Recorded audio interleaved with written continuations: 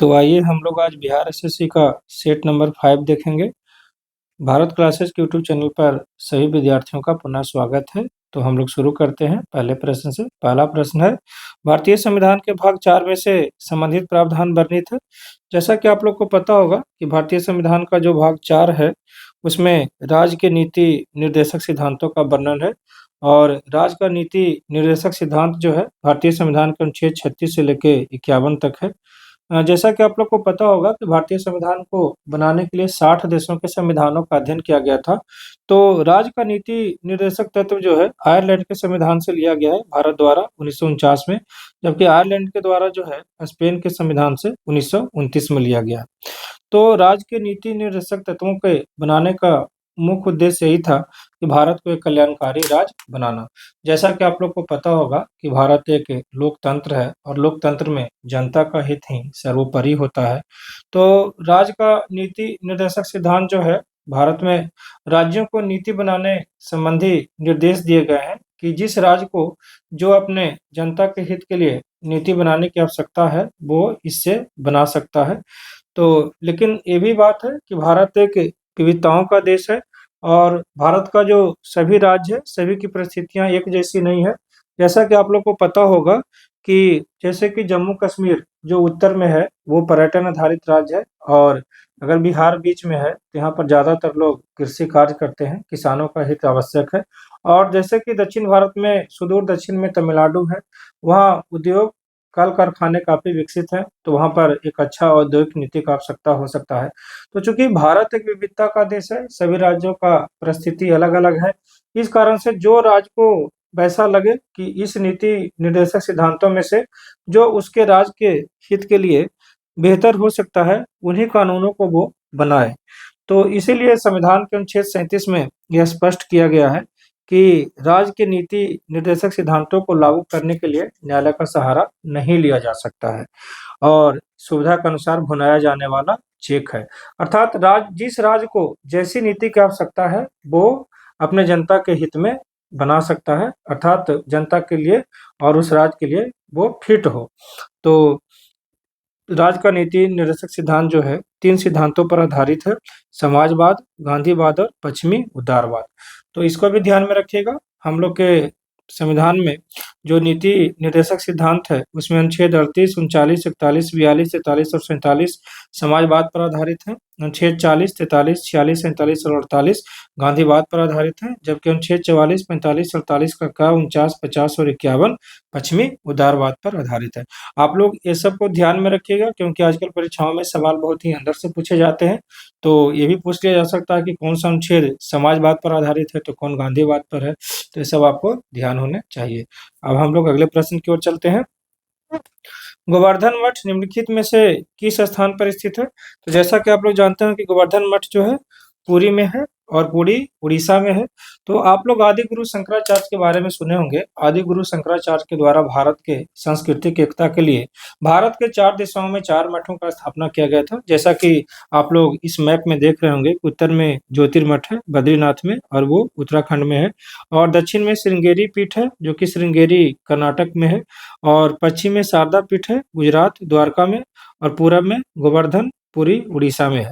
तो आदि गुरु शंकराचार्य के द्वारा 8वीं शताब्दी में भारत के 4 दिशाओं में सांस्कृतिक एकता के लिए 4 मठों का स्थापना किया गया था। उत्तर में ज्योतिर्मठ बद्रीनाथ में जो कि उत्तराखंड में है, इसके पहले पुजारी थे तोटकाचार्य।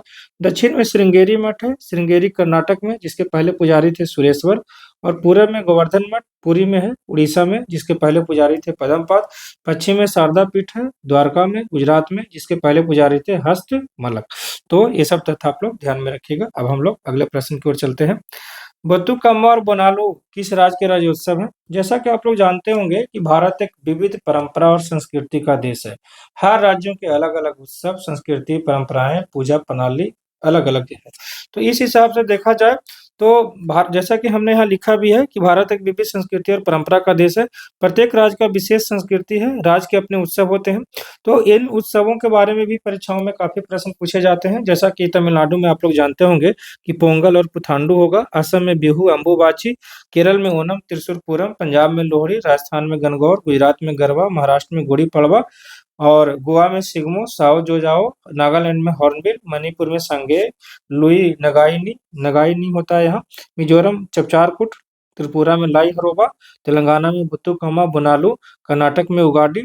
और इसमें एक छूट भी गया है, नागालैंड में हॉर्नबिल आप लोग जानते होंगे कि इसको बोला जाता है त्योहारों का त्योहार। तो ये भी अनेकों बार चर्चा में आ जाता है। इसमें विभिन्न प्रकार के कार्यक्रम होते हैं और आजकल विदेशी पर्यटकों के लिए बहुत बड़ा आकर्षण का वो केंद्र बन चुका है। तो यहाँ पर प्रश्न पूछा गया बुत्तुकम्मा और बोनालू किस राज्य के राज्योत्सव है? तो इसका आंसर होगा तेलंगाना। अब हम लोग नेक्स्ट प्रश्न पर चलेंगे। आरबीआई अधिनियम का कौन सा अनुभाग केंद्र सरकार को आरबीआई के बोर्ड का अधिग्रहण करने और बैंक के गवर्नर से परामर्श करने के बाद आरबीआई को ही जनहित में आवश्यक माने जाने वाला निर्देश जारी करने का अधिकार देता है? जिसका उत्तर होगा अनुभाग 7। जैसा कि आप लोग जानते हैं कि आरबीआई हम लोग के देश का केंद्रीय बैंक है, जिसका स्थापना 1 अप्रैल 1935 को हिल्टन यंग कमीशन की अनुशंसा पर हुआ था। और इस आरबीआई का राष्ट्रीयकरण जो है 1 जनवरी 1949 ईस्वी को हुआ था। लेकिन आरबीआई जो है और उसके अंतर्गत जो भी बैंक है, उनको पालन करना होता है आरबीआई अधिनियम 1934, जिसमें कि कुल अनुभाग 61 है। तो इसमें देखिए विकल्पों में अनुभाग 1, 3, 5 और 7 के बारे में चर्चा है। तो अनुभाग 1 में जो आरबीआई अधिनियम है, उसका विस्तार कहाँ तक है? तो विस्तार संपूर्ण भारत तक है। लागू करने की तिथि के बारे में वर्णन है। अनुभाग 3 में आरबीआई का स्थापना किया गया किस उद्देश्य से? मुद्रा प्रबंधन के लिए। अनुभाग 5 में जो आरबीआई का राष्ट्रीयकरण 1 जनवरी 1949 को किया गया था, उसी का चर्चा है। और अनुभाग 7 जो कि हमारा आंसर है, तो सरकार आरबीआई से परामर्श करके आरबीआई को निर्देश दे सकता है वैसे कदम उठाने के लिए जो देश के सार्वजनिक हित में हो। और आरबीआई के बारे में आप लोग को ये भी पता होगा कि आरबीआई नोट जारी करता है। तो नोट जारी करने के लिए इसी जो अधिनियम है आरबीआई एक्ट 1934, जिसमें कि 61 अनुभाग है, उसका धारा 22 और धारा 24 का प्रयोग किया जाता है नोट जारी करने के लिए, जबकि नोटबंदी के लिए धारा 26 का प्रयोग किया जाता है। जैसा कि तुम लोग जानता होगा कि 2016 में नोटबंदी किया गया था, तो इसी धारा का प्रयोग करके या इसी अनुभाग का प्रयोग करके नोटबंदी किया गया था। हम लोग अगला प्रश्न देखेंगे। बेलंकन्नी एक तीर्थ स्थल है जो तमिलनाडु के किस जिले में स्थित है? जैसा कि बेलंकन्नी जो एक तीर्थ स्थल है, वो तमिलनाडु में ईसाइयों का तीर्थ स्थल है और मानता है कि ईसाइयों में जो माता मरियम थी अपने बालक यीशु के साथ प्रकट हुई थी इसी स्थान पर, जहाँ पर एक चर्च भी बनाया गया है, basilica of our lady of good health. तो बेलमकन्नी जो तीर्थ स्थल है, वो तमिलनाडु के नागापट्टनम जिले में पड़ता है। और इसका जो नागपट्टनम है उसको भारत का लोurdes कहा जाता है। जबकि विकल्पों में आप देखिए मदुरै जो है मंदिरों का शहर है। और ये जो बेलमकल्ली तीर्थ स्थल है ईसाइयों का, जो एक प्रकार से वहाँ पर चर्च है basilica of our lady of good health, ये पुर्तगालियों के द्वारा 16वीं शताब्दी में बनाया गया था। जैसा कि यहाँ पर आप लोग चर्च का फिगर भी देख रहे हैं। Next question, six machine I don't like cricket I love it नामक पुस्तिका वेस्ट इंडीज हेतु अंतर्राष्ट्रीय क्रिकेट खेलने वाले जमैका के किस क्रिकेटर की आत्मकथा है? तो इसका आंसर होगा क्रिस गेल। जैसा कि तुम लोग जानता होगा कि क्रिकेट भारत में बहुत ही लोकप्रिय खेल है। लोग काम छोड़ छाड़ के क्रिकेट देखते हैं। तो क्रिकेट है, चुनाव है, ये सब भारत में एक महापर्व के जैसा होता है। तो देखिए कुछ क्रिकेटर भी जो है जिनकी अपनी आत्मकथा है, जो पूरे दुनिया में चर्चित क्रिकेटर हैं, जैसे कि क्रिस गेल। तो सिक्स मशीन बहुत ज्यादा छक्का लगाते थे, इस वजह से इनको सिक्स मशीन कहा जाता है। और जैसे कि भारत में तुम लोग जानता होगा कि मास्टर ब्लास्टर जो सचिन तेंदुलकर है, उनका आत्मकथा playing it my way. Kapil Dev साहब का straight from the heart. VVS Laxman तुम लोग जानता होगा कि कोलकाता में 281 रन ऑस्ट्रेलिया के खिलाफ बनाए थे, तो 281 and beyond. Yuvraj Singh the test of my life, आप लोग को पता होगा कि युवराज सिंह भारत के अभी के जमाने के महानतम क्रिकेटर हैं। और 2011 में भारत वर्ल्ड कप जीता था, तो इनका काफी योगदान रहा था। लेकिन इनको बाद में तुम लोग को पता होगा कि कैंसर हो गया था, तो बहुत ज्यादा स्ट्रगल अपने लाइफ से वो किए थे। तो इनका वही इसी पर आधारित इनका जो है ऑटोबायोग्राफी है, the test of my life. Brendon McCullum New Zealand के क्रिकेटर थे, उनका जो आत्म कथा है डिक्लेयर्ड। माइकल क्लार्क ऑस्ट्रेलिया के खिलाड़ी थे, कप्तान भी रह चुके हैं, my story. Chris Gayle six machine I don't like cricket I love it, ये क्रिस गेल का है। तो यहाँ पर हम लोग ये सब देख लेंगे। अब अगले प्रश्न की ओर चलते हैं। Tata iron and steel company TISCO निम्नलिखित में से किस स्थान पर स्थित है? जैसा कि आप लोग को पता होगा कि भारत में ये पहला जो कंपनी है, एक बड़ा अगर उद्योग देखा जाए तो किसी भारतीय के द्वारा स्थापित किया गया था।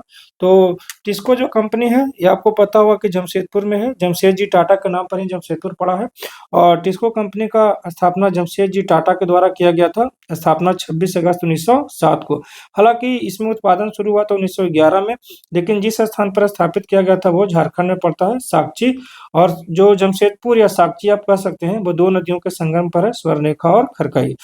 अब टिस्को कंपनी जो है, चूँकि भारतीयों के द्वारा स्थापित ही पहला बड़ा कंपनी लोहा के क्षेत्र में था, तो इसका अपना एक महत्व हुआ करता था। तो बहुत सारे प्रधानमंत्री जो है, इस कंपनी का दौरा भी कर चुके हैं, जैसे कि जवाहरलाल नेहरू 1958 में, इंदिरा गांधी 1971 में और पहले गैर कांग्रेसी प्रधानमंत्री मोरारजी देसाई 1979 में। तो हम लोग अब अगले प्रश्न की ओर चलेंगे। श्रीलंकाई गृह युद्ध के संदर्भ में एलटीटी में पहले टी का उपयोग किसके लिए किया गया है? जैसा कि आप लोग को पता होगा कि LTT liberation tigers of Tamil इसका फुल फॉर्म है और इसमें पूछ रहा है कि जो है ना, पहले टी का उपयोग किसके लिए किया गया है? तो लिबरेशन टाइगर्स, यहाँ पर टाइगर्स के लिए किया गया है। देखिए, इसमें आपको ये समझना होगा कि हम लोग का जो पड़ोसी देश है श्रीलंका, श्रीलंका जो है वैसे तो वहाँ पर ज़्यादा सिंहली जाति के लोग हैं, लेकिन वहाँ तमिल भी काफ़ी संख्या में है और उसमें श्रीलंकाई तमिल भी हैं और भारत से भी गए हुए तमिल हैं। तो तमिल लोग ज़्यादातर वो हिंदू होते हैं और कुछ एक परसेंट में बौद्धिस्ट भी हैं, लेकिन अधिकांशतः हिंदू ही हैं। तो जैसा कि तुम लोग को पता होगा कि अंग्रेज़ों का शासन भारत पर रहा है और भारत में अंग्रेज़ जो है लगान वसूलते थे कृषि के क्षेत्र में, बहुत सारे चीज़ों का खेती भी करवाते थे। तो चाय और गन्ना की खेती के लिए तमिलनाडु से तमिलों को श्रीलंका ले जाया गया था अंग्रेज़ों द्वारा। बाद में वहाँ पर उनकी आबादी बढ़ी, उनके अस्थायी रूप से वहाँ रहने लगे, तो उनकी संख्या भी काफ़ी बाद में जाके बढ़ी। तो आप देखा जाए तो आज की श्रीलंका में तमिलों का आबादी जो है 20 से 25% है। तो जो एलटीटी जो संगठन बना है, इसके पीछे क्या कारण रहा होगा, इसीलिए हमको श्रीलंका का थोड़ा इतिहास समझना पड़ेगा। जब श्रीलंका आज़ाद हुआ, तो उस समय क्या था कि श्रीलंका में तमिल जो है बड़े-बड़े पदों पर काबिज़ थे, बड़े-बड़े पदों पर अधिकारी के रूप में कार्य कर रहे थे। लेकिन जब श्रीलंका आज़ाद हुआ तो वहाँ के जो बहुसंख्यक आबादी है सिंहली, उसको लगा कि तमिलों का संख्या जो तमिल एक तो बाहरी लोग थे और दूसरे कि बड़े-बड़े जो है पदों पर वो कब्ज़ा करके बैठे हुए थे। तो उनको लगा कि इनको जो है किसी तरह से पीछे करना होगा, तभी सिंहली आगे बढ़ सकते हैं। और एक तरीके से देखा जाए तो भेदभाव का दृष्टिकोण उनके द्वारा अपनाया गया और ऐसा हुआ कि स आज़ादी के बाद जो है, उनसे वोट तक का अधिकार छीन लिया गया था, सरकारी पदों से हटा दिया गया। अब ये समझिए कि किसी देश के 20% आबादी के साथ इस प्रकार का इनजस्टिस हो, अन्याय हो, जो लंबे समय से किसी देश में रह रहे हैं और उसके बाद जो है आज़ादी की लड़ाई में भी इन्होंने थोड़ा साथ दिया था। तो ऐसे परिस्थिति में जो है विरोध होना स्वाभाविक है। तब बहुत सारे संगठन तमिलों के बन गए और ये भी बात है कि जो आप ये क्षेत्र देख रहे हैं श्रीलंका में, जो कि किनारे-किनारे के क्षेत्र है, उन क्षेत्रों में ज़्यादा तमिल रहा करते थे। तो श्रीलंका में जो है जाफना और पूर्वी प्रांतों में तमिलों की संख्या काफ़ी थी, लेकिन जब श्रीलंका आज़ाद हुआ और तमिलों के अधिकार छीन लिए गए, तो तमिलों के द्वारा काफ़ी विरोध किया गया, अनेकों संगठन का निर्माण हुआ। उसमें सबसे बड़ा संगठन था एलटीटीई, जिसका स्थापना 1976 में बेलू पिल्लई प्रभाकरन के द्वारा किया गया था। और आप ऐसे समझिए कि दुनिया में बहुत सारे संगठन बने हैं, लेकिन वो दुनिया का पहला संगठन था जिसके पास स्थल सेना, वायु सेना और नौसेना तीनों था। और ऐसा था कि श्रीलंका की सरकार इससे लंबे समय तक लड़ती रही, लेकिन बहुत ज़्यादा नुकसान इससे हुआ। और आपको ये भी पता होगा कि भारत के प्रधानमंत्री राजीव गांधी की हत्या के पीछे भी एलटीटी ही था और श्रीलंका के राष्ट्रपति रणसिंघे प्रेमदासा। तो आप ऐसा संगठन समझिए जो किसी देश के प्रमुख का ही मर्डर कर देता था। तो श्रीलंका में जो है संघर्ष है जो कि चलता रहा, बहुत ज़्यादा नुकसान हुआ। लेकिन 2009 में जैसा कि आप लोग को पता होगा कि 17 मई 2009 को श्रीलंका का सरकार जो है पाकिस्तान जैसे देशों से भारी हथियार मंगाकर इससे जो है लड़ाई लड़ा और इनको बहुत बड़े पैमाने पर नुकसान पहुंचा के इनको अंततः खत्म कर दिया। तो इसमें आपको ये सब ध्यान में रखना है जो भी तथ्य। अगले प्रश्न देखिए।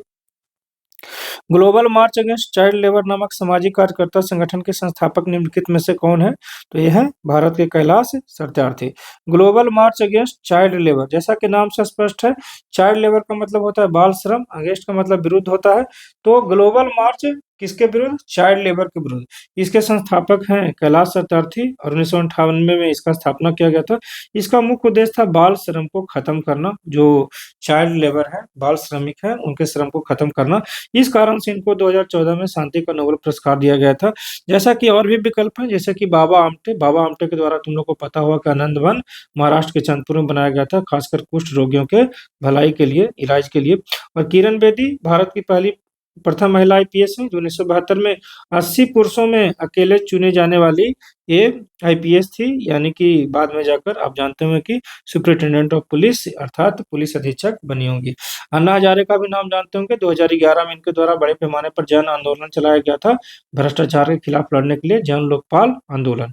तो इसका आंसर 9 का 1 होगा, कैलाश सत्यार्थी। संयुक्त राष्ट्र के सतत विकास लक्ष्यों में से निम्न में से कौन सा एसडीजी 10 है? देखिए, संयुक्त राष्ट्र के द्वारा जो है 2015 में 17 सतत विकास लक्ष्य निर्धारित किए गए थे, जिसमें कि 17 में जो है इसमें कुछ विकल्प में दिए गए हैं और आपसे प्रश्न भी पूछे गए हैं कि एसडीजी 10 जो सस्टेनेबल डेवलपमेंट गोल जो 10 है वो क्या है? तो वो है असमानता में कमी, रिड्यूस्ड इनइक्वालिटी। और इसमें आंसर इसका 3 होगा। पर्यावरण हेतु कार्रवाई, तो पर्यावरण हेतु कार्रवाई होगा 13, और भूख का पूर्ण उन्मूलन ये होगा 2, और कार्य और आर्थिक विकास अर्थात उत्तम कार्य और आर्थिक विकास तो ये होगा 8 में।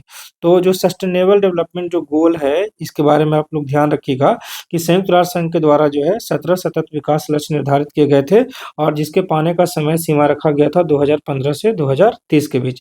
और जो 17 सतत विकास लक्ष्य है, इसका मुख्य उद्देश्य था 17 उद्देश्य थे, जिसमें कि गरीबी कम करना, पर्यावरण रक्षा, टिकाऊ विकास, यही सब थे। इसमें पूछा है कि 10वां जो उद्देश्य था वो क्या था? तो वो था असमानता में कमी, रिड्यूस इनइक्वालिटी।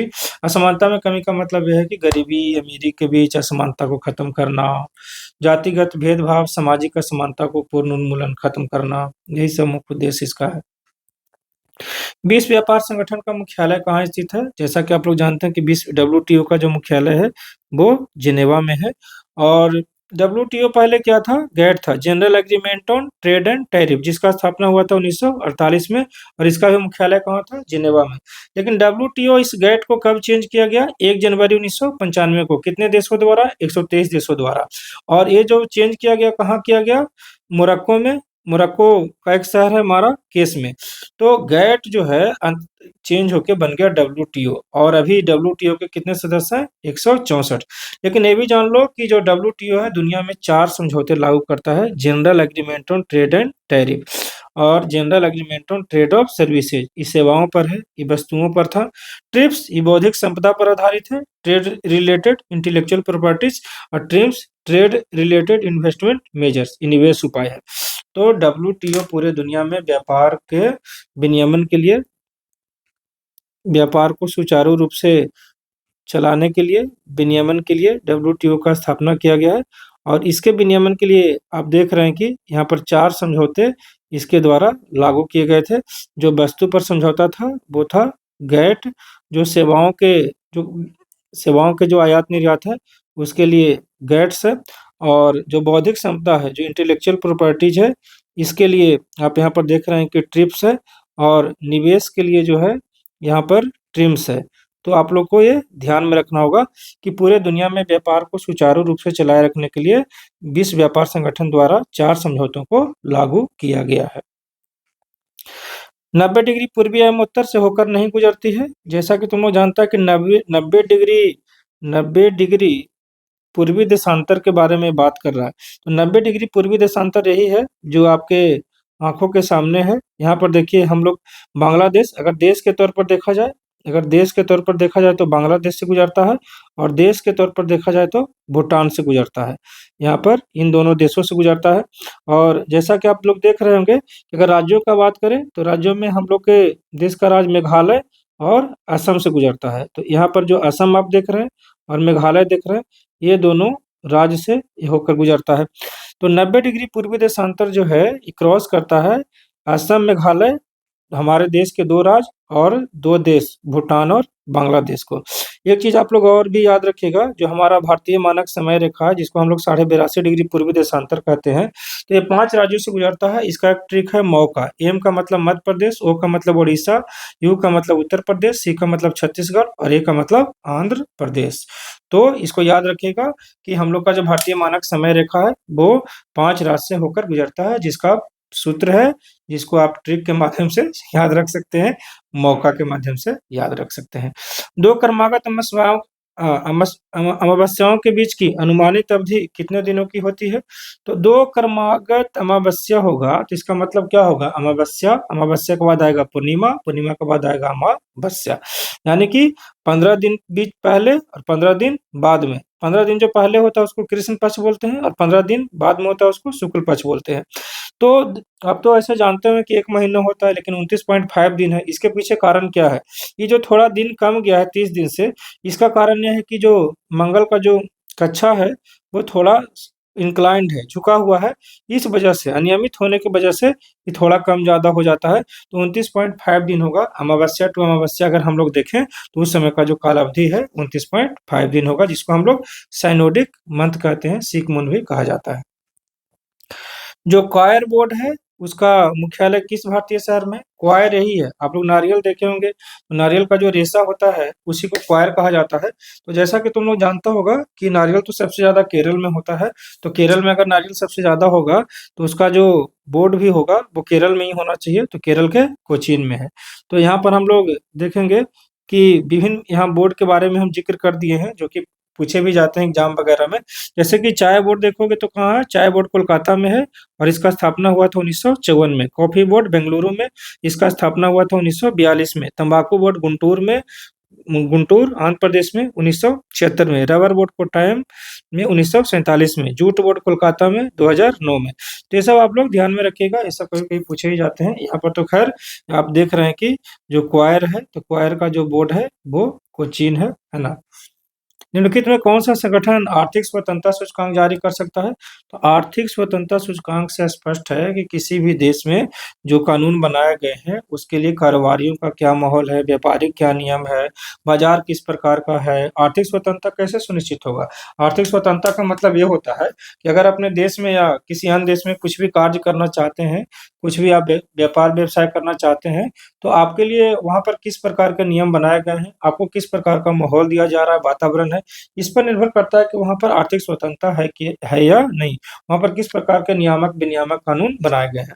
तो यहाँ पर हम लोग देखें तो आर्थिक स्वतंत्रता सूचकांक जो है ये जारी किया जाता है हेरिटेज फाउंडेशन के द्वारा। हेरिटेज फाउंडेशन जो है अमेरिका के वाशिंगटन डीसी में है और इसका स्थापना 1995 में वाल स्ट्रीट जर्नल के सहयोग से किया गया था।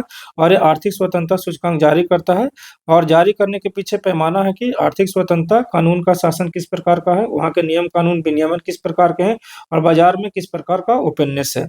इसमें एक चीज और याद में रखिएगा कि economic freedom of the world ये जारी करता है फ्रेजर इंस्टीट्यूट, जो कि आपका विकल्प नंबर 2 में है। तो ये सब देख लीजिए, यही आर्थिक स्वतंत्रता सूचकांक का आप देख रहे हैं कि बुक पब्लिश हुआ है। अमेरिकी इतिहास में अब तक एकमात्र राष्ट्रपति कौन है जिन्होंने अमेरिकी राष्ट्रपति के रूप में गैर लगातार 2 बार सेवा की? गैर लगातार 2 बार सेवा का मतलब ये हुआ कि अमेरिका में राष्ट्रपति 4 साल के लिए बनता है, फिर एक बार और अगर जीतता है तो फिर 4 साल के लिए बनता है, तो कुल मिलाकर 8 साल के लिए बनता है। लेकिन डोनाल्ड ट्रंप जैसा आदमी जो कि पहला बार मान लीजिए कि राष्ट्रपति बना, तो वो क्या हुआ कि 2016 में राष्ट्रपति डोनाल्ड ट्रंप बने। फिर क्या हुआ कि वो 2020 तक रहे, लेकिन 2020 में जो बिडेन से चुनाव हार गए, तो हार गए तो फिर 4 साल बाहर बैठना पड़ा उनको। फिर 2024 में चुनाव जीते तो 2028 तक वो रहेंगे। लेकिन डोनाल्ड ट्रंप से पहले भी एक राष्ट्रपति ऐसे थे जिनके साथ इस तरह की घटना हो चुकी है और वो थे ग्रोवर क्लीवलैंड, जो 1885 से 1889 तक, अर्थात आप ये समझिए कि पहले बार में वो 4 साल तक रहे थे। और इसमें क्या है कि ये 2 बार राष्ट्रपति बने थे, 22वें और 24वें, लेकिन 23वें राष्ट्रपति वो नहीं बन पाए थे। 22वां के बाद 23वां होना चाहिए और 23वां के बाद 24वां होना चाहिए। लेकिन वो 23वें जो है राष्ट्रपति, यहाँ पर देखिए प्रश्न में जो यहाँ पर ऐसे दिया हुआ है कि 1885 में वो 1885 तक जो है, यानी कि 1885 से 1888 में वो चुनाव हार गए थे। और यहाँ पर थोड़ा सा मिस्टेक से ऐसा लिखा गया है, तो इसको देख लीजिएगा थोड़ा, इसको हम यहाँ पर इसको काट देते हैं, जो कि अवधि यहाँ पर इसका सही नहीं लग रहा है। तो ग्रोवर क्लीवलैंड जो है 2 बार राष्ट्रपति रह चुके हैं, 22 में और 24 में। और 23 में वो नहीं बन पाए थे। 23 में जब उनका बनना था 1888 में, तो बेंजामिन हैरिसन से चुनाव हार गए थे। तो अब यहाँ पर ऊपर से ही देख लो, अमेरिका में जो है राष्ट्रपति प्रणाली है। और राष्ट्रपति अमेरिका में सरकार और देश दोनों के प्रमुख होते हैं राष्ट्रपति। भारत में भी ऐसे ही होते हैं, सरकार के भी प्रमुख राष्ट्रपति हैं, देश के भी प्रमुख राष्ट्रपति हैं। अमेरिका के पहले राष्ट्रपति 1789 में कौन बने थे? जॉर्ज वाशिंगटन, जिनको अमेरिका का राष्ट्रपिता कहा जाता है। लेकिन फ्रैंकलिन डी रूजवेल्ट जो है अमेरिका के 4 बार राष्ट्रपति रहे। यानी कि आप ये समझिए कि 1933 से 1945 तक वो राष्ट्रपति रहे थे। 1945 में उनका निधन हो गया, नहीं तो कहा जाता है कि वो जीते थे तो 5वीं बार राष्ट्रपति बन सकते थे। लेकिन अमेरिका में एक ही व्यक्ति बहुत बार राष्ट्रपति बन रहा था, तो इस वजह से 1951 में अमेरिका के संविधान का 22वां संशोधन लाया गया। और राष्ट्रपति को राष्ट्रपति बनने का जो व्यवस्था है उसको 2 बार तक ही सीमित कर दिया गया। यानी कि 2 बार से ज्यादा अमेरिका में कोई राष्ट्रपति नहीं बन सकता है। डोनाल्ड ट्रंप साहब अगले बार नहीं बनेंगे। तो यहाँ पर पूछा गया है कि अमेरिकी इतिहास में अब तक एकमात्र राष्ट्रपति, नहीं, अब तक एकमात्र तो नहीं होगा। ये तो यहाँ पर देखा जाए तो 2 राष्ट्रपति हो जाएंगे, क्योंकि जैसा कि तुम लोग जान रहे हो कि यहाँ पर जो है एक तो हो गए ग्रोवर क्लीवलैंड और दूसरे हो गए डोनाल्ड ट्रंप। तो पहले होंगे ग्रोवर क्लीवलैंड और दूसरे होंगे डोनाल्ड ट्रंप। नेक्स्ट प्रश्न है, प्रथम कॉमनवेल्थ खेल कहाँ आयोजित हुए थे? जैसा कि आप लोग जानते हैं कि कॉमनवेल्थ देश उनको कहा जाता है जो कि ब्रिटेन के गुलाम रह चुके हैं। तो कॉमनवेल्थ खेल यहाँ पर पहला बार हुआ था 1930 में। और कहाँ हुआ था? कनाडा के हैमिल्टन में। होता है प्रत्येक 4 साल में। और भारत इसमें भाग लिया था पहली बार। भारत इसमें यहाँ पर आप लिख लीजिएगा, भाग लिया था। तो पहले बार भाग लिया था 1934 में। लेकिन भारत में इसका आयोजन भी हुआ था 2010 में नई दिल्ली में, एक ही बार आयोजन हुआ है। अब ये भी याद रखो कि पिछला बार जो कॉमनवेल्थ गेम हुआ था वो इंग्लैंड के बर्मिंघम में हुआ था 2022 में, जबकि अगला होने वाला है 2026 में स्कॉटलैंड के ग्लासगो में। विश्व की सबसे ऊंची मानव निर्मित संरचना कौन है? तो सबसे ऊंची मानव निर्मित संरचना होगी बुर्ज खलीफा, जैसा कि आप लोग फिगर में देख रहे हैं। और यहाँ पर एक फूल भी देख रहे हैं, ये फूल जो है स्पाइडर लिली का है। ये स्पाइडर लिली का फूल है।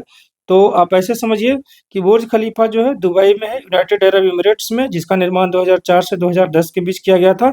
इसका जो ऊंचाई है वो 828 मीटर है। इसका डिजाइन जो है स्पाइडर लिली फ्लावर पर आधारित है, अर्थात इसका जो बेस से लेकर हाइट तक बनाया गया है इस फूल के जो है संरचना पर के आधार पर ही बनाया गया है। सिंचाई के संबंध में नीचे दिए गए कथनों पर विचार करें और सही उत्तर का चयन करें। आप लोग जानते हैं कि सिंचाई के विभिन्न तरीके हो सकते हैं, जैसा कि पहला में दिया है कि छिड़काव तंत्र विधि का उपयोग मुख्यतः समतल भूमि के लिए किया जाता है।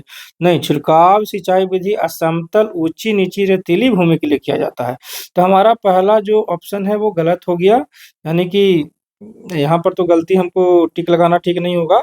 ऐसा करते हैं कि हम यहाँ पर टिक लगा लेते हैं कि गलत होगा। ड्रिप तंत्र विधि में जल बूंद बूंद करके सीधे पौधों की पत्तियों में गिरता है। पत्तियों में कैसे गिरेगा? गिरेगा तो जड़ में गिरेगा। यहाँ पर तो देखिए जड़ लिखा हुआ, जड़ में गिरेगा। तो बूंद बूंद जल जो है वो जड़ में गिरता है। तो दूसरा नंबर का भी हमारा गलत हो गया। ड्रिप तंत्र फलदार पौधे, बगीचों एवं वृक्षों को पानी देने का सर्वोत्तम तरीका है। तो ये वाला क्या है? सही है। जल की कमी वाले क्षेत्रों के लिए ड्रिप तंत्र बिल्कुल फायदेमंद नहीं है। नहीं, फायदेमंद तो है ही।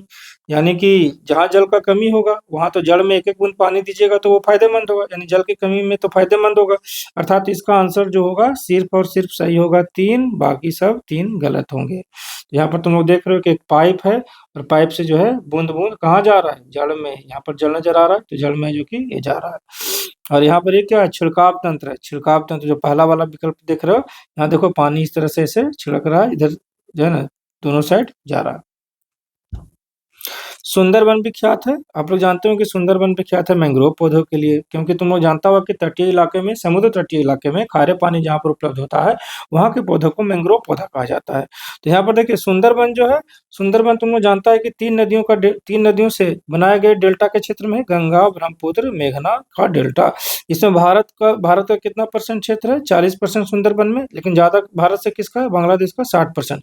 भारत के पश्चिम बंगाल का, यानी कि वेस्ट बंगाल का कौन सा जिला है? दक्षिण 24 परगना, और अगर यहाँ से यहाँ तक आप देखिएगा तो ये बांग्लादेश का 3 जिला है। बांग्लादेश का यहाँ पर 3 जिला है, खुलना, सतखीरा और बागेरहाट। तो भारत का एकमात्र जिला दक्षिण 24 परगना में फैला हुआ है और भारत में इसका क्षेत्र 40%, जबकि बांग्लादेश में 60% है। 3 जिलों में, खुलना, सतखीरा और बागेरहाट में। देखिए, सुंदरबन का नाम सुंदरी वृक्ष पर पड़ा है।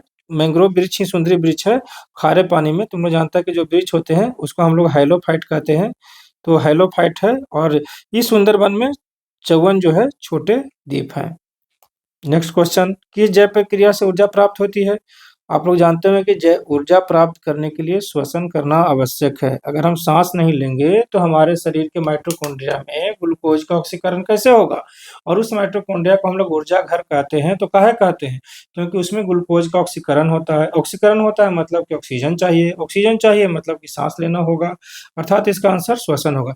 लेकिन यहाँ पर आप लोग डिटेल विभिन्न प्रकार का जो है हिंदी इंग्लिश का मिलावट देख रहे होंगे, तो आइए इसको हम लोग समझ ही लेते हैं, आखिर ये भी कहीं कोई काम लायक ना हो जाए। तो देखिए यहाँ पर प्रश्न में जो दिया है कोशिका, देखो कोशिकीय श्वसन का पहला चरण में क्या होता है? पहला चरण में भाग लेता है कोशिका द्रव। जैसे कि आप ऐसे समझिए कि यहाँ पर ऐसे कोई कोशिका है और कोशिका में ये माइटोकॉन्ड्रिया है। तो अगर हम इसको देखेंगे तो इसको बाहर का जो भाग है इसको हम लोग कोशिका द्रव कहेंगे। तो कोशिका द्रव में क्या होता है, जब हम खाना खाते हैं तो खाना में बेसिकली हम लोग ग्लूकोज लेते हैं, और कोशिका द्रव में क्या होगा कि ग्लूकोज का अवायवीय श्वसन होगा, एनारोबिक श्वसन, अवायवीय श्वसन होगा। तो इससे बनेगा पायरूवेट। पायरूवेट साथ में निकलेगा, पायरूवेट बना। तो देखिए, ग्लूकोज का ऑक्सीजन के अनुपस्थिति में, ऑक्सीजन के अनुपस्थिति में विघटन होगा कोशिका द्रव में, पायरूवेट में। इस क्रिया को हम लोग बोलते हैं ग्लाइकोलाइसिस। इसको हम लोग बोलते हैं ग्लाइकोलाइसिस। तो ग्लाइकोलाइसिस की क्रिया का एक बार पूछ लिया जाता है परीक्षा में कि कहाँ होता है, माइटोकॉन्ड्रिया में कि कोशिका द्रव में? तो इसका आंसर हम लोग लेंगे कोशिका द्रव। ग्लाइकोलाइसिस में क्या होता है? ग्लूकोज ऑक्सीजन के अनुपस्थिति में टूट जाता है पायरूवेट में, और पायरूवेट तो बनता ही है, साथ में एटीपी के रूप में और एनएडीएच के रूप में ऊर्जा निकलता है। तो देख रहे हैं कोशिका द्रव जो है यहाँ पर भी लिखा हुआ। अब देखिए, कोशिका द्रव में जब पायरूवेट बना तो इसको अगर आगे जाकर अपर्याप्त ऑक्सीजन मिला, तो अपर्याप्त यदि ऑक्सीजन इसको मिलेगा तो इस स्थिति में क्या होगा कि पायरूवेट बदल जाएगा लैक्टिक एसिड में। किसमें बदल जाएगा? लैक्टिक एसिड में। और ये हमारे जोड़ों में जाके जमा हो जाएगा। जब जोड़ों में ये जमा हो जाएगा तो आपको दर्द महसूस होगा। लेकिन यही फिर जो लैक्टिक एसिड है वो पहुंच जाता है लीवर में, और लीवर फिर इसको बदल देता है ग्लूकोज में। तो बात मेरा समझिए, ग्लूकोज ऑक्सीजन की अनुपस्थिति में कोशिका द्रव में टूटता है पायरूवेट में, और साथ में एटीपी और एनएडीपीएच के रूप में ऊर्जा बनता है। फिर पायरूवेट को अगर कोशिका द्रव में ही पूरा ऑक्सीजन ना मिले तो बन जाता है लैक्टिक एसिड। कहाँ जमा होता है? जोड़ों में, जिसके कारण क्या होता है? दर्द होता है। उसके बाद यह कहाँ जाकर कहाँ पहुंचता है? लीवर में। लीवर वापस बदल देता है इसको किसमें? ग्लूकोज में। तो ये हो गया कोशिका द्रव में होने वाली कहानी। अब आइए माइटोकॉन्ड्रिया में। अगर ये पायरूवेट माइटोकॉन्ड्रिया में जाता है तो ये चेंज हो जाता है एसिटाइल कोएंजाइम में, एसिटाइल कोएंजाइम में। और एसिटाइल कोएंजाइम जो है मैट्रिक्स में, एसिटाइल कोएंजाइम मैट्रिक्स में आप ये समझिए कि CO2, एटीपी और एनएडीएच एफएडीएच2 के रूप में ये टूटता है, जिसको हम लोग बोलते हैं क्रेब्स चक्र।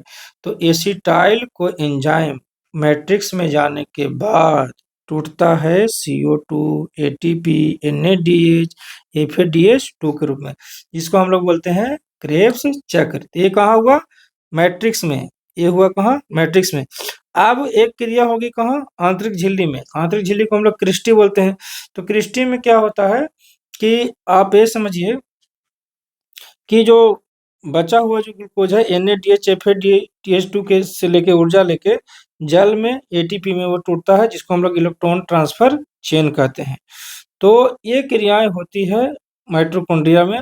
और अंततः अगर आप लोग इसको शॉर्ट में समझना चाहें तो आप ऐसे समझें कि ये तो हो गया यहाँ तक कोशिका द्रव्य। अगर हम लोग माइटोकॉन्ड्रिया में देखें तो माइटोकॉन्ड्रिया में जब ऑक्सीजन मिलेगा तो वही ग्लूकोज C6H12O6 ऑक्सीजन से संयोग करके बना लेगा CO2 और H2O और साथ में ATP में ऊर्जा निकालेगा।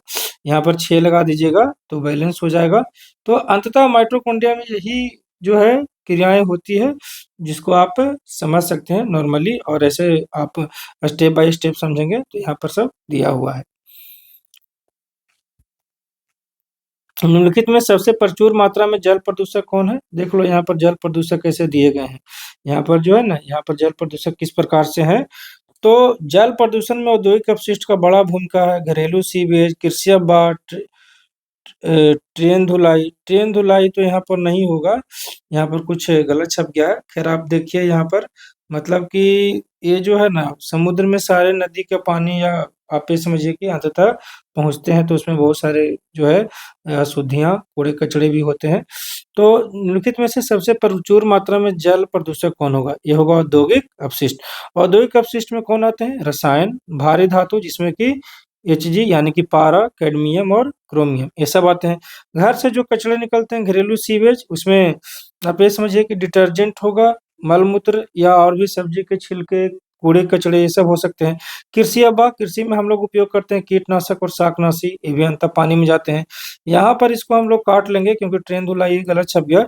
समुद्र में क्या होता है कि कभी-कभी तेल का टैंकर पलट जाता है तो ऑयल स्पिल्स होता है, और ऑयल स्पिल्स के कारण जो है समुद्र के सतह पर तेल फैल जाता है, जिससे कि मछलियों को सांस लेने में दिक्कत होता है, और पक्षी भी जो तैरने वाले होते हैं उनको भी काफी हानि होता है। 22 का आंसर 2 होगा। श्वेत कोयला क्या है? जैसा कि आप लोग जान रहे होंगे कि श्वेत कोयला जो है जल शक्ति को कहा जाता है, यानी कि हाइड्रो पावर को श्वेत कोयला कहा जाता है। अर्थात श्वेत कोयला इसलिए कहते हैं क्योंकि इसमें पानी होता है, स्वच्छ पानी होता है। तो जो हाइड्रो इलेक्ट्रिक जनरेशन है, यानी कि जल विद्युत जो है, उसी को हम लोग बोलेंगे श्वेत कोयला के नाम से जाना जाता है। तो इसका आंसर जो है वो होगा 2, क्योंकि विद्युत शक्ति के लिए हम लोग जल के शक्ति का उपयोग करते हैं, और जल के शक्ति का उपयोग करते हैं तो इसको ही श्वेत कोयला कहा जाएगा। इसमें स्वच्छ पानी होता है, और इस शब्द का उपयोग 19वीं शताब्दी में फ्रांसीसी इंजीनियर एरिस्टाइड बर्जेस के द्वारा किया गया था। तो हम लोग ये सब तथ्य ध्यान में रखेंगे। नेक्स्ट, लेह के ठंडे रेगिस्तान है। लेह का आप लोग जानते हो कि लेह में ठंडा रेगिस्तान है, और लेह पड़ता है कहाँ? लद्दाख में, जिसका ऊंचाई लगभग 3500 मीटर है। यहाँ टेम्परेचर बहुत ही लो हो, तो -32 डिग्री सेल्सियस तक गिर जाता है। तो लेह के ठंडे रेगिस्तान अगर हम लोग देखें तो यहाँ पर जो प्रश्न यहाँ पर दिया है उस हिसाब से इसका आंसर हम लोग को 1 लेना पड़ेगा, क्योंकि समुद्र तल से तो काफी ऊंचा है ही। कितना ऊंचा है? 3500 मीटर। और बी में क्या है? सूखा। हाँ, सूखा तो है ही वहाँ। ढलानी और समतल नहीं, ढलानी तो है नहीं, क्योंकि रेगिस्तान लेह में जो क्षेत्र है वो इतने ज्यादा ऊबड़ खाबड़ नीचे ऊपर नीचे नहीं है। बहुत हद तक, बहुत दूर तक जो है, बहुत एरिया तक वो समतल ही होते हैं। तो मतलब कि इस प्रकार से देखा जाए तो इसका हमारा आंसर होगा ए और बी।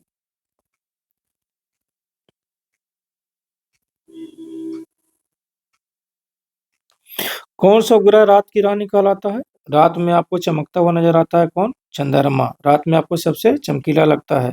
इसको जीवाश्म ग्रह कहते हैं, क्योंकि पृथ्वी के जो है ना भाग से टूटने से ही बना है, इसलिए जीवाश्म ग्रह कहते हैं। और जब चंद्रमा पृथ्वी के निकट होता है तो उसको उपभुक कहते हैं, 3,56,399 किलोमीटर। और जब पृथ्वी से अधिकतम दूरी पर होता है तब उसको अभुक कहते हैं, तो 4,06,699 किलोमीटर की दूरी पर होता है। तो इसका आंसर होगा 25 का, है ना, 4। मुख्य चुनाव आयुक्त की नियुक्ति कौन करता है? तो मुख्य चुनाव आयुक्त की नियुक्ति का प्रक्रिया बदल गया है, जैसा कि आप लोगों को पता होगा। वैसे तो अंततः यहाँ के हिसाब से आंसर होगा राष्ट्रपति, लेकिन मुख्य चुनाव आयुक्त जो है CEC, चीफ इलेक्शन कमीशन का चुनाव समिति के द्वारा चुनाव होता है। और जो मुख्य चुनाव आयुक्त हैं, मान लो कि ज्ञानेश कुमार भी हैं, तो यह जो भी मुख्य चुनाव आयुक्त बनने वाले हैं उनको चुनने के लिए एक चयन समिति होता है, जिसमें कि प्राइम मिनिस्टर, लोकसभा में विपक्ष के नेता और जो चीफ जस्टिस ऑफ इंडिया है, भारत के मुख्य न्यायाधीश, इनका जो समिति होता है वही मुख्य चुनाव आयुक्त को चुनता है। इनका जो कार्यकाल होता है 6 साल या 65 साल का आयुक्त। 1975 में तारकुंडे समिति जो बना था वो भी इसका सिफारिश किया था। हालांकि 1989 में चुनाव आयोग को 3 सदस्यीय बना दिया गया।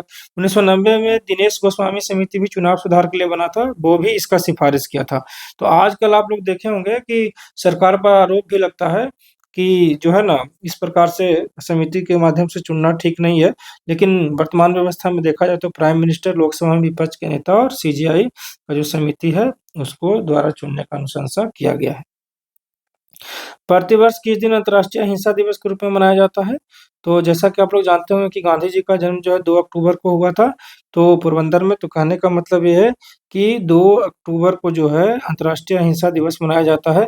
1 मई को क्या मनाया जाता है? मजदूर दिवस। 24 अक्टूबर को संयुक्त राष्ट्र दिवस और 30 जनवरी को गांधी जी का हत्या हो गया था दिल्ली में।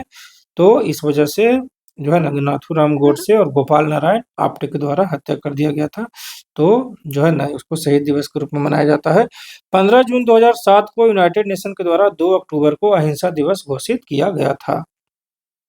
अमेरिका की खोज करने वाले क्रिस्टोफर कोलंबस किस देश के निवासी हैं? कोलंबस तुम लोग जानता हो कि भारत खोजने के लिए निकला था, गलती से कहाँ पहुंच गया? अमेरिका। कहाँ निकला था? कब? 3 अगस्त 1492 को स्पेन के किस बंदरगाह से? पालोस से।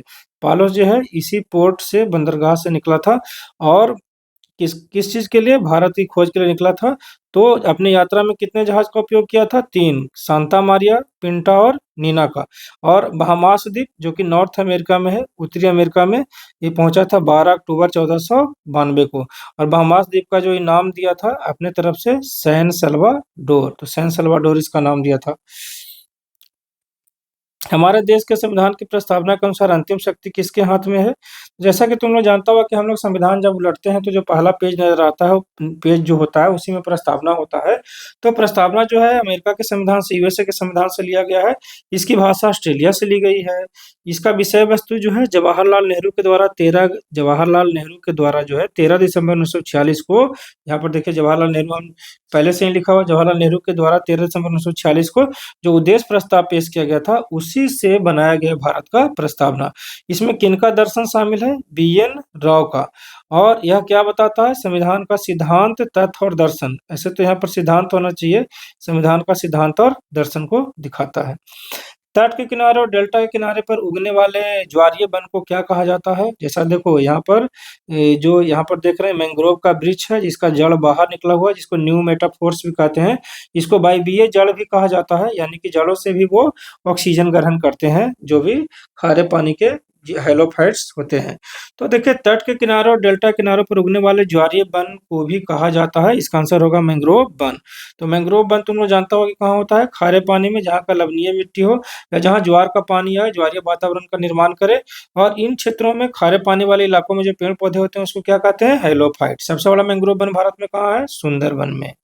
तो देखो, ये सैलाइन वाटर यहाँ पर लिखा हुआ है। ये मिट्टी भी जो है सैलाइन है, और इसमें जो उगा हुआ पेड़ है वो मैंग्रोव का पौधा है।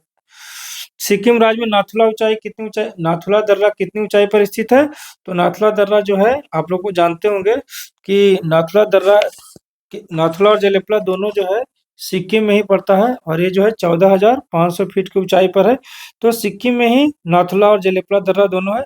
इसका इस्तेमाल भारत और चीन के व्यापार के लिए होता है। लेकिन याद रखो, भारत और चीन के व्यापार के लिए 3 दर्रा का इस्तेमाल होता है: नाथुला, सिपकिला, लिपुलेख। ये भारत और चीन के बीच का व्यापार मार्ग यानी व्यापारिक मार्ग का निर्माण करता है। लेकिन तुमसे पूछ दिया जाए कि सबसे ऊंचा दर्रा कौन है, तो काराकोरम दर्रा 5500 मीटर होगा।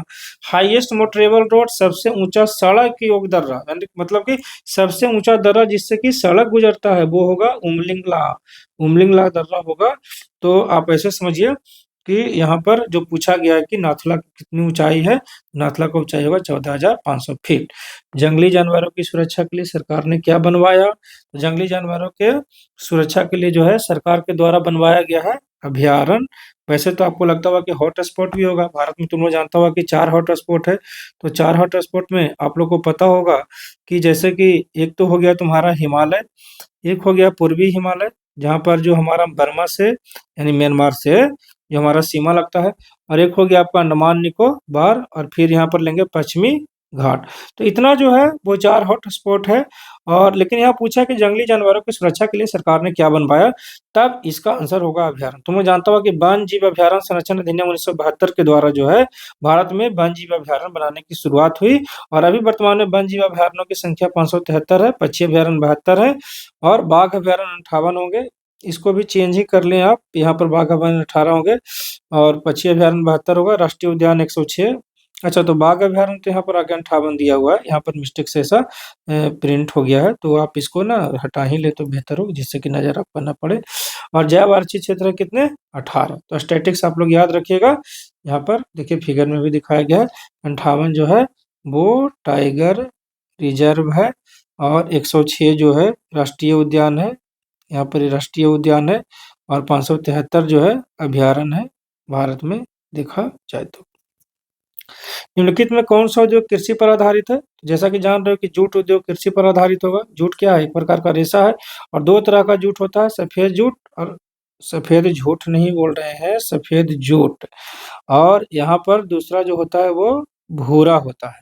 जैसा कि तुम लोग देखा होगा कि कितना बोरा वगैरह होता है जिसमें कि सफेद जूट का उपयोग किया रहता है, उसका ऊपर का जो कलर होता है वो उजला ही होता है।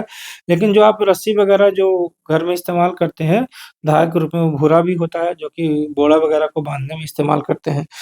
तो भारत में अगर देखा जाए तो सबसे ज्यादा जूट का उत्पादन कहाँ होता है, वेस्ट बंगाल में, पश्चिम बंगाल में। बिहार में कहाँ होता है, पूर्णिया में। पूर्णिया में सबसे ज्यादा जूट होता है। सिखों के अंतिम गुरु गुरु गोबिंद सिंह का जन्म कहाँ हुआ था? गुरु गोबिंद सिंह तुम लोग जानता होगा कि सिखों के 10वें गुरु थे और अंतिम गुरु थे। इसके बाद जो गुरु ग्रंथ साहिब है वही गुरु का काम करना शुरू कर दिया।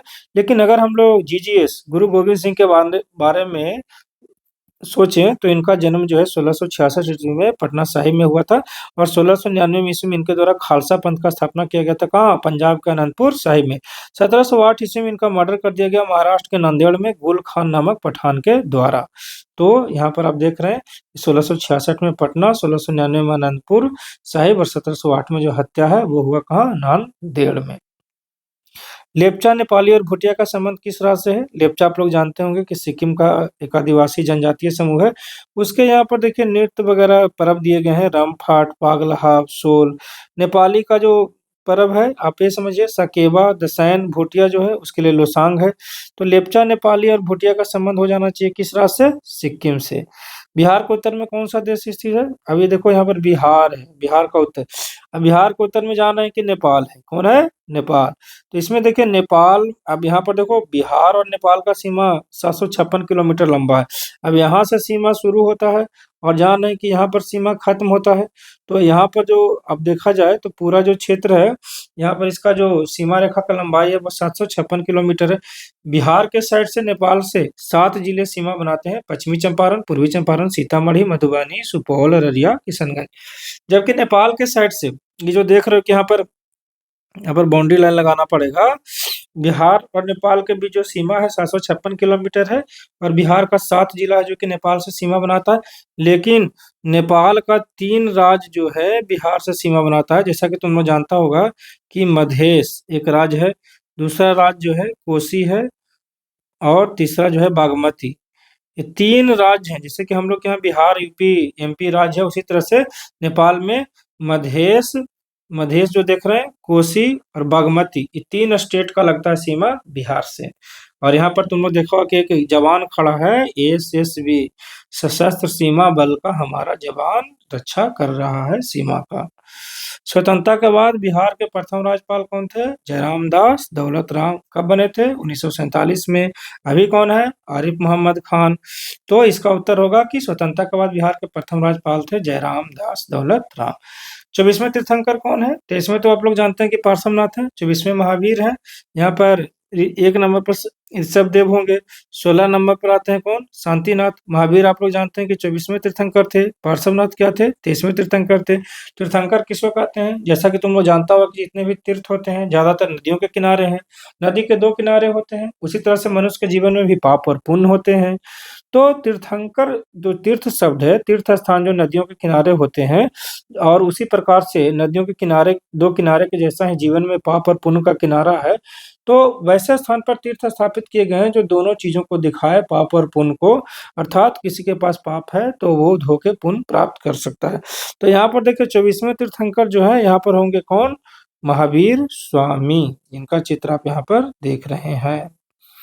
किस प्रकार की कृषि भूमि में भूमि को साफ किया जाता है? 2 या 3 वर्षों के लिए फसल उगाई जाती है और फिर भूमि को 10 साल से अधिक वर्षों तक की अवधि के लिए छोड़ दिया जाता है। इसका उत्तर होगा हस्तनातित कृषि, या इसी को आप लोग जानते हैं कि बोला जाता है झूम कृषि भी। तो झूम कृषि में क्या करते हैं कि हम लोग जंगल को जलाकर राख में परिवर्तित कर देते हैं। यही राख काम करता है किस रूप में? उर्वरक के रूप में, लेकिन कितना साल तक? 2 से 3 साल तक। फिर उर्वरता को बहाल करने के लिए, फिर उर्वरता को बहाल करने के लिए परती छोड़ते हैं 10 साल तक, 10 वर्ष तक परती छोड़ते हैं। तो जंगल को जलाकर राख बनाएंगे जो उर्वरक का काम करता है।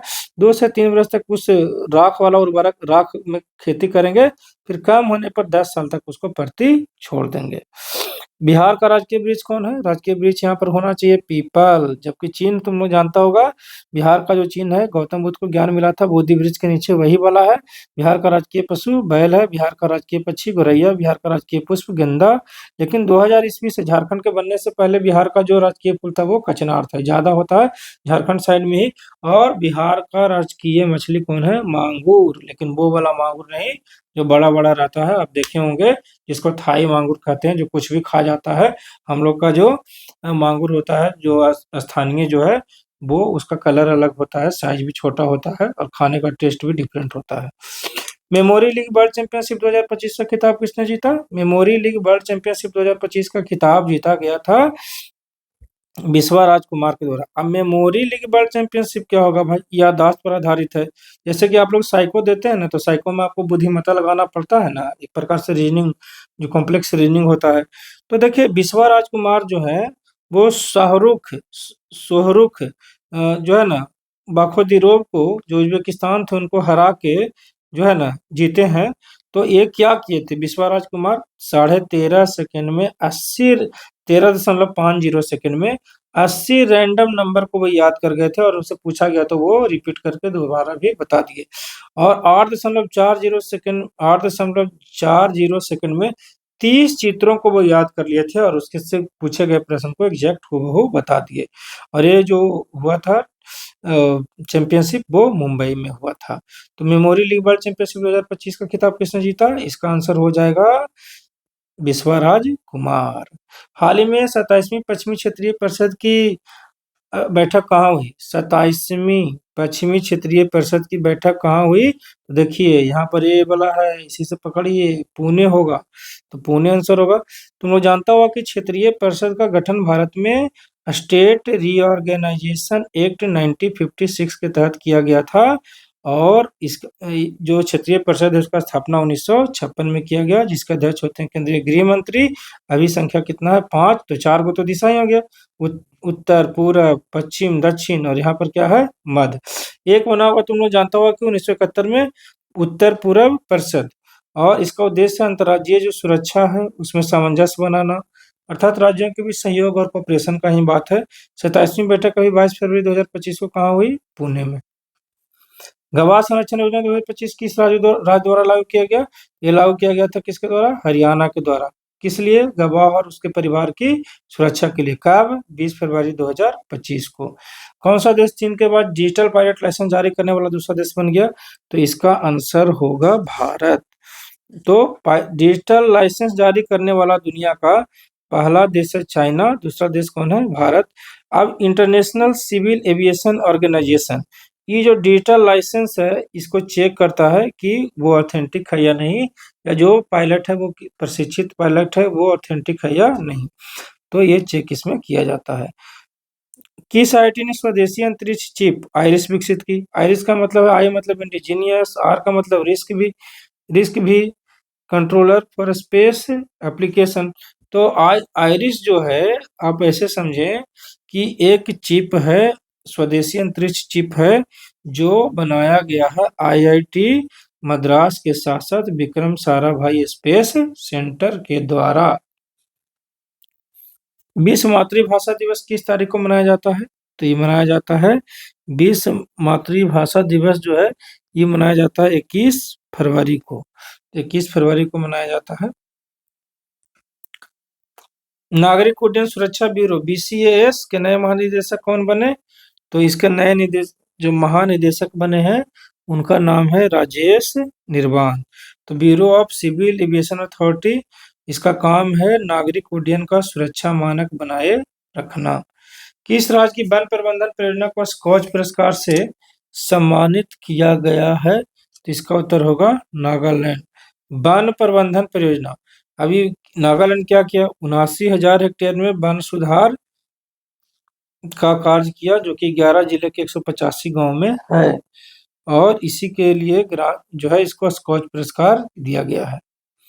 स्थानीय शासन प्रदर्शन सूचकांक 2024 में कौन सा राज्य शीर्ष पर रहा? इसका उत्तर होगा कर्नाटक।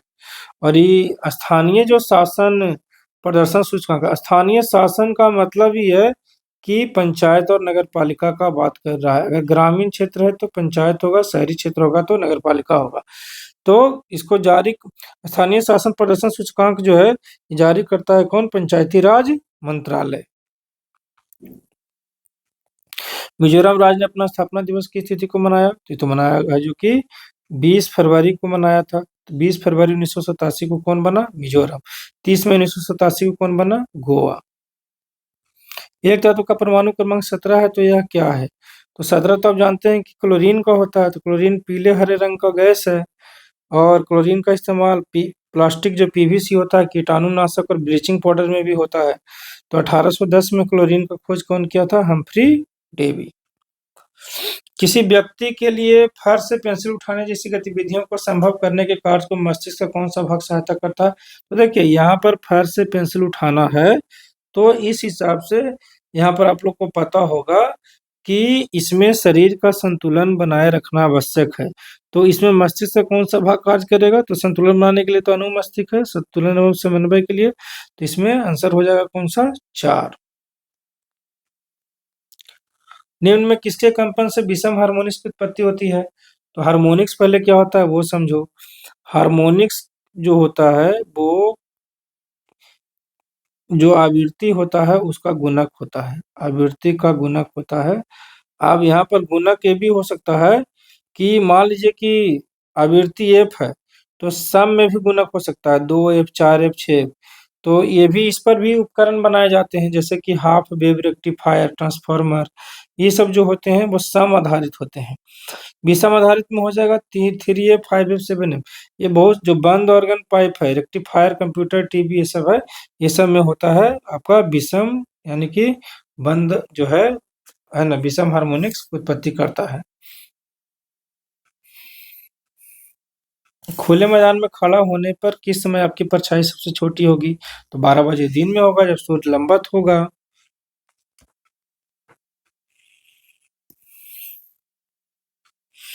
एक बिलियन और संबंधित विलय के बारे में निम्नलिखित में से कौन सा कथन सही नहीं है? बिलियन के कण प्रकाश की किरण पर किरण नहीं करते हैं। बिलियन को अबाधित रखने पर बिलियन के कण नीचे तल पर अवक्षेपित हो जाते हैं। देखिए बिलियन जो होता है ना, उसका जो कण का आकार होता है 1 नैनोमीटर से कम होता है। तो ये कहना कि बिलियन को अबाधित रखने पर विलय के कण नीचे तल पर अवक्षेपित हो जाते हैं, नहीं। अगर कोई बिलियन है तो उस बिलियन में सांद्रता प्रत्येक जगह समान होगा। तो ये तो बिलियन के कण प्रकाश की किरण को का प्रकीर्णन करते हैं। तो यहाँ पर अगर देखा जाए तो इसमें आंसर जो होगा, बिलियन को अबाधित रखने पर विलय के कण नीचे तल पर अवक्षेपित हो जाते हैं। तो हाँ, विलय के कण नीचे तल पर अवक्षेपित होगा, नहीं, ये भी गलत है। विलय के कणों को नंगी आंखों से नहीं देखा जा सकता, ये सही है। विलयन एक समांगी मिश्रण होता है, ये भी सही है। विलय के कण प्रकाश से किरण का प्रकीर्णन नहीं करते हैं। तो 55 का उस लिहाज से तो आंसर हो जाएगा, हाँ ठीक है, 2 ही बना रहे थे कि नीचे तल पर अवक्षेपित हो जाता है। शैवाल के वर्गीकरण के संबंध में फियोफाइसी आमतौर पर जाने जाते हैं भूरे शैवाल। फियोफाइसी भूरा शैवाल, हरा शैवाल क्लोरोफाइसी। लाल शैवाल रोडोफाइसी, सफेद शैवाल साइनोफाइसी। तो यहाँ पूछा है किसी फियोफाइसी के बारे में, तो फियोफाइसी जो होगा भूरा शैवाल होगा। जैसा कि फिगर में आप देख रहे हैं कि यहाँ पर भूरा शैवाल इस प्रकार से है भरा हुआ। नींद में किसे पादप जगत को उभयचर कहते हैं? जिसे देख रहे हो कि उभयचर ये क्या है कि पादप जगत का उभयचर है, अर्थात मतलब कि पानी में भी होता है, जमीन पर भी होता है। तो इसको हम लोग बोलते हैं ब्रायोफाइटा, पादप जगत के उभयचर।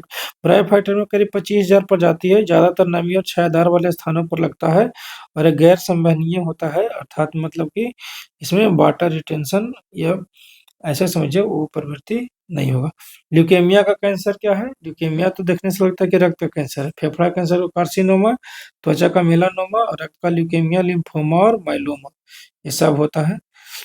कौन एक रासायनिक प्रतिक्रिया है? मक्खन का खट्टा होना। मक्खन में क्या होता है? वसा होता है, उसका क्या होगा? ऑक्सीकरण होगा। तो ब्यूटेरिक अम्ल जो है, ब्यूटेरिक अम्ल C4H8O2 बनेगा। तो यहाँ पर तो रासायनिक जो है आप ये समझिए कि प्रतिक्रिया ही है, अर्थात इसमें मक्खन का खट्टा होना होगा। मक्खन आप लोग जानते होंगे कि ये खट्टा भी हो जाता है इस वजह से कि वसा का ऑक्सीकरण हो जाता है। स्थिर बस के चलने पर बस में खड़ा जो यात्री है, दिख रहा है पीछे की ओर झुक गया, तो निम्नलिखित में कौन सा नियम इस स्थिति की व्याख्या कर सकता है? न्यूटन के गति का पहला नियम। हाँ, तो जड़ा तो का ही नियम है। तो इस हिसाब से अगर देखा जाए तो यहाँ पर आंसर हमारा एक ही हो जाएगा। मनुष्य आर्द्रता से परेशानी महसूस करता है, इसका निम्न में से उपयुक्त कारण क्या है? तो देखिए अधिक आर्द्रता होगा तो उस परिस्थिति में पसीना जो है संतृप्त वायु में जा नहीं पाएगा, तो पसीना का आर्द्रता के कारण वाष्पित नहीं हो पाता है। इसका आंसर 3 होगा। नेक्स्ट, दिल्ली का जल क्वथनांक 100 डिग्री सेल्सियस है, तो मसूरी में जल क्वथनांक क्या होगा? तो मसूरी ऊंचा पर है तो उसका क्वथनांक 100 से कम होगा, अर्थात इसका जो आंसर है वो 2 होगा 62 का। जैसे देखो यहाँ कॉन्सेप्ट है, अगर ऊंचाई बढ़ेगा तो दाब घटेगा, क्वथनांक भी क्या होगा? घटेगा।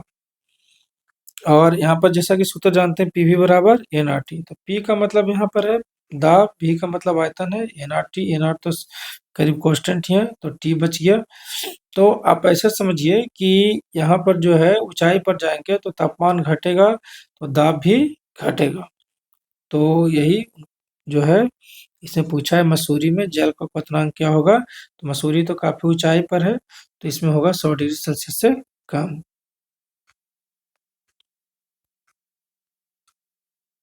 CaCO3 में कार्बन का प्रतिशत क्या है? तो CaCO3 में कार्बन का प्रतिशत होगा 12। पहले कैल्शियम का 40, कार्बन का 12 और 3 गो ऑक्सीजन है तो 16 तिया 48, जोड़ का गया कितना?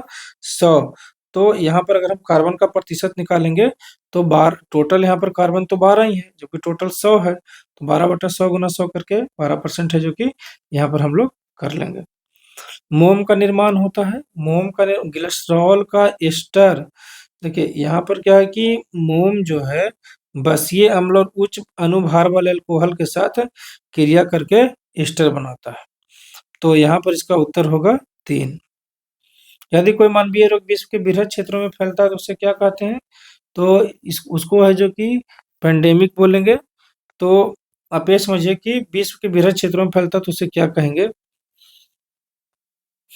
हाँ, पेंडेमिक का मतलब होता है विश्वव्यापी, जैसे कि कोविड-19 पूरी दुनिया में फैला था। और यहाँ पर दिया है आपका एंडेमिक, एंडेमिक का मतलब होता है स्थानिक, किसी खास स्थान पर या खास लोगों को मलेरिया हो गया छोटे क्षेत्र में, ये तो हमेशा ही मौजूद होता है। इपिडेमिक का मतलब होता है महामारी, जैसे कि इबोला वायरस, तो पूरा अफ्रीका में बहुत ही लाइबेरिया वगैरह का नाम आप सुने होंगे, वहां पर ये फैल गया था इबोला वायरस, तो इसका आंसर होगा पेंडेमिक।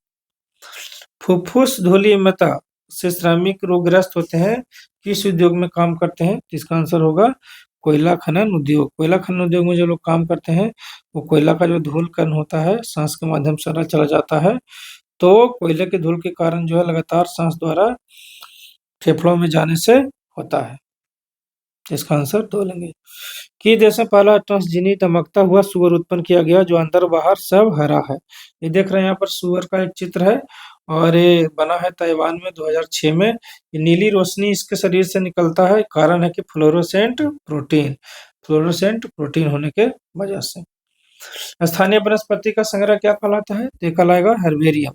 तो हर्बेरियम में जो है हर प्रकार के पेड़ पौधे, बागवानी औषधीय पौधे हो सकते हैं। तो ठीक है, इसका आंसर 1 होगा। एक सूक्ष्मजीव जो शराब उद्योग के लिए अल्कोहलिक किण्वन के लिए प्रयुक्त होता है, वो कौन होगा? यहाँ पर आप लोग जानते हो कि ईस्ट है। तो ईस्ट जो है किण्वन करता है किसका? ग्लूकोज का। ग्लूकोज का किण्वन करता है और बना लेता है अल्कोहल C2H5OH। निम्नलिखित कथनों को पढ़िए, सही उत्तर का चयन कीजिए। पॉलिस्टर एक प्राकृतिक रेशा है। नहीं, कृत्रिम है ना। पॉलिस्टर तो कृत्रिम लगता है, देखने से ही, छूने से लगता है कृत्रिम टाइप का। और पॉलिस्टर के कपड़े में आसानी से सिलवटें नहीं पड़ती है, ये सही है। पॉलिस्टर सपाट रहता है और सरलतापूर्वक धुल जाता है, सफल। और टेरिलीन एक लोकप्रिय पॉलिस्टर है। तो इस हिसाब से देखा जाए तो हमारा आंसर होगा BCD। ये सही लग रहा है। पॉलिस्टर के कपड़े में आसानी से सिलवटें नहीं पड़ती है, पॉलिस्टर सपाट रहता है और सरलतापूर्वक धुल जाता है, और टेरिलीन एक लोकप्रिय पॉलिस्टर है। सही क्रम चुने, तो अगर इसमें देखा जाए तो अंतःग्रहण, पाचन, अवशोषण, स्वांगीकरण। तो अंतःग्रहण, पाचन, अवशोषण, पाचन, स्वांगीकरण, उत्सर्जन। इस लिहाज से इसका 71 का आंसर हम लेंगे, तो इसका होगा 3। पानी का क्वथनांक कितना होता है? 100 डिग्री सेल्सियस पर होता है। समुद्र तल पर इसको मापा गया है। तो यहाँ पर है जो कि हम लोग उत्तर ले लेंगे 3। मनुष्य में कितने तरह के रक्त वर्ग होते हैं? हाँ, कार्ल लैंडस्टीनर के बारे में सुने होंगे कि वो रक्त समूह को जो है 4 भागों में बांटा था, AB और O। इस हिसाब से इसका आंसर 4 होगा। निम्नलिखित में सूक्ष्मजीव के संदर्भ में क्या सही है? तो सही है, इस पर पूछा था। सूक्ष्मजीव मनुष्य सहित जंतुओं के शरीर के अंदर भी पाए जाते हैं। सूक्ष्मजीव सर्वव्यापी होते हैं या गर्म रेगिस्तान, बर्फीले पहाड़ और जीवों की आंतों में भी रह सकते हैं। तो इसका आंसर उस लिहाज से देखा जाए तो 2 होगा, क्योंकि जीव सूक्ष्मजीव मनुष्य सहित जंतुओं के शरीर के अंदर भी पाए जाते हैं। निम्नलिखित में से सभी भोजन के घटक हैं सिवाय। देखिए, इसमें भोजन का घटक के तौर पर अगर देखा जाए तो कौन इसमें न्यूट्रिशन नहीं देता है? फाइबर से कोई न्यूट्रिशन नहीं मिलता है। कार्बोहाइड्रेट, प्रोटीन, वसा, ये सब न्यूट्रिशन देता है, और इससे न्यूट्रिशन नहीं मिलता है। तो इसका आंसर हो जाएगा 3। लेकिन फाइबर जरूरी है बहुत सारी चीज़ों के लिए, शारीरिक विकास के लिए भी। और फाइबर से आप लोग जानते हो कि आजकल हाई BP और ये सब जो डायबिटीज और बीमारी जो चला हुआ है, थायराइड वगैरह, उसमें फाइबर बहुत ज़रूरी है, इसेंशियल है। तो चलिए, आज का सेट हम यहीं पर ख़त्म करते हैं। आशा है कि आप लोग बहुत अच्छे से इसे देखे होंगे। सभी को बहुत बहुत धन्यवाद।